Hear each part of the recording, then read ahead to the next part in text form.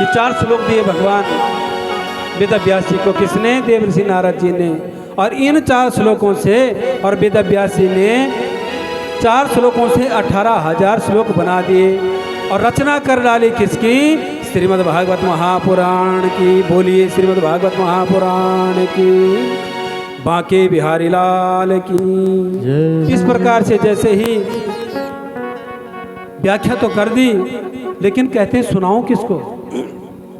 इसके लिए शिष्य भी तो चाहिए। शिष्य भी तो ऐसा ही चाहिए जो ये सुन सके, प्रचार कर सके। महाराज एक दिन उन्होंने अपने शिष्यों को बोला कि जाओ वन में। उनको याद आया कहाँ का? वन की याद आई जहाँ सुखदेव मुनि निरंजन वन में समाधिस्थ है। कहते हैं कि मेरा पुत्र है ना, वो इसकी योग्य तो है, लेकिन उसको वापस कैसे लाऊं?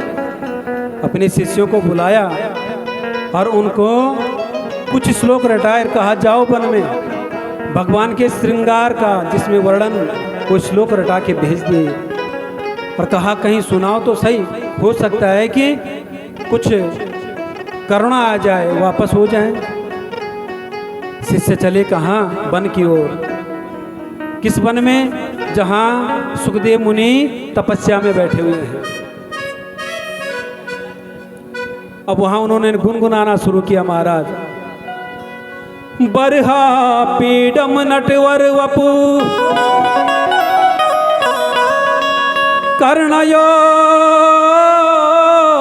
कर्णिकारम बिभ्रद्वासा कनक कपिसम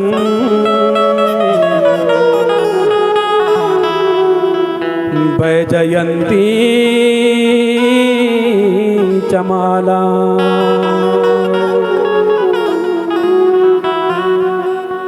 रंद्रान वेणु अदर सुदया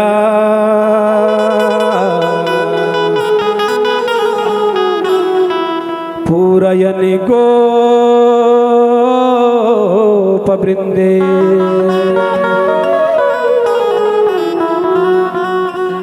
वृंदारण्यम स्वपद रमणम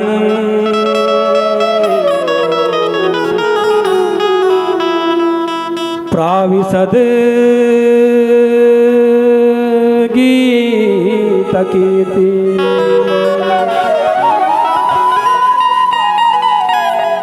सुंदर श्लोक बोले और सुखदेव जी के कर्णों में जैसे श्लोक की ध्वनि गई ना, वो तपस्या से जग गए महाराज। इतनी शक्ति है इस श्लोक में। जब इस श्लोक की ध्वनि कर्णों में जाती है ना, तो रोम रोम खिल जाता है महाराज, क्योंकि भगवान के श्रृंगार का वर्णन किया है इस श्लोक में। और जब तपस्या में से उनकी समाधि टूटी तो कहते हैं और गाओ। शिष्य कहते हैं इतना ही आता है, अगर इससे ज्यादा सुनना है तो अपने पिताजी के पास लौट चलो। सुखदेव जी ने सोचा होंगे भगवान बरहा पीडम नटवर वपु। बरहा माने मोर की पंखी, जिनके मुकुट, जिनका मुकुट बना हुआ है। नटवर वपु, जिनका नट जैसा रूप, नटखट जैसे रूप में रहते हैं। और कर्णयो कर्णिकारम, कानों में कनेर के फूल लगे हैं। बिभ्रद्वासा कनक कपिसम वैजयंती माला, वक्षस्थल पे वैजयंती की माला लटक रही है। रंध्रान वेणु, रंध्रान अदर, होठों पे वेणु, वेणु माने मुरली। ये जो मुरली है ना होठों पे, आप सुनते हो ना मुरली की धुन। मेरे आचार्य बंधु, मेरे प्रिया हिमांशु बौखंडी बड़ी सुंदर धुन बजाते हैं महाराज। रोम रोम खिल उठता है।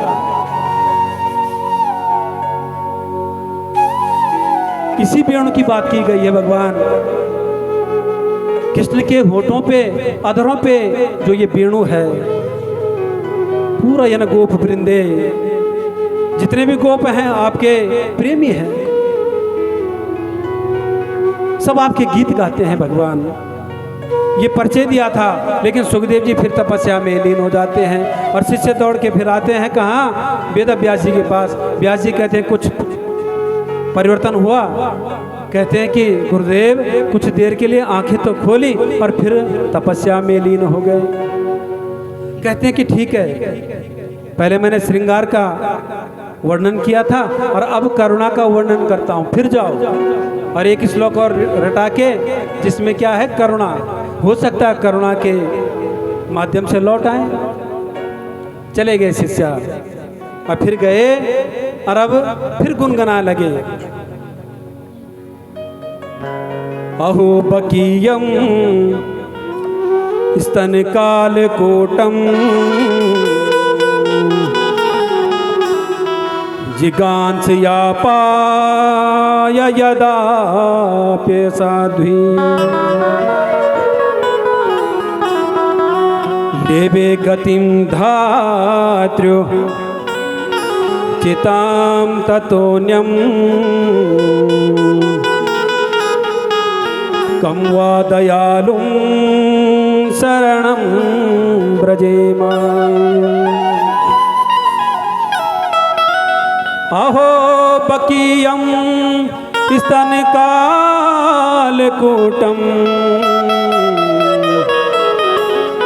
जिगांस यापाय यदाप्यसाध्वी देवे गतिं धात्रुचितां ततोऽन्यं कं वा दयालुं शरणं व्रजेम। अहो बकीयम, राक्षसों की बहन। कौन? पूतना।